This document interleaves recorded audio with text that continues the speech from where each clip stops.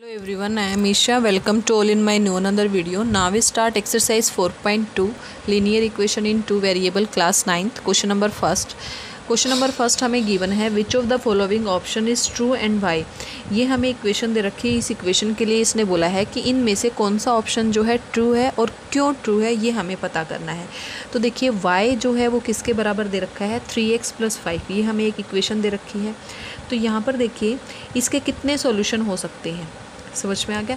A unique solution सिर्फ एक ही solution होगा, ओनली 2 सॉल्यूशन सिर्फ 2 ही सॉल्यूशन होंगे, इनफाइनेटली मैंने सॉल्यूशन की इनफाइनेटली अनगिनत सॉल्यूशन इसके होंगे, बहुत सारे सॉल्यूशन होंगे। तो तीनों में से कौन सा ऑप्शन सही है। तो उसके लिए देखिए y जो है वो क्या दे रखा है 3x + 5, राइट।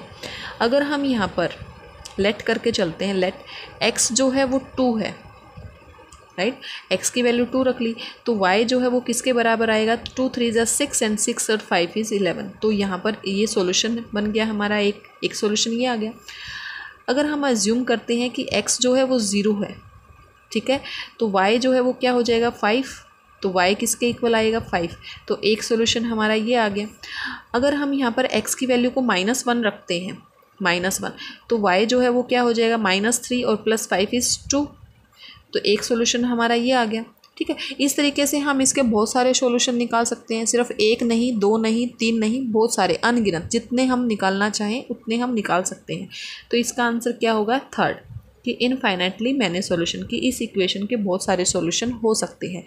अब यहाँ पर देखिए, अगर आपको कोई ऐसी इक्वेशन दे रखी है कि आपको दोनों वेरिएबल दे रखे हैं, 2 वेरिएबल दे रखे हैं, y भी दे रखा है और x भी दे रखा है, कोई भी 2 वेरिएबल दे रखे हैं, तो उस इक्वेशन के आपके इनफाइनेटली मैंने सॉल्यूशन हो सकते हैं, ठीक है। बहुत सारे सॉल्यूशन होंगे उस इक्वेशन के।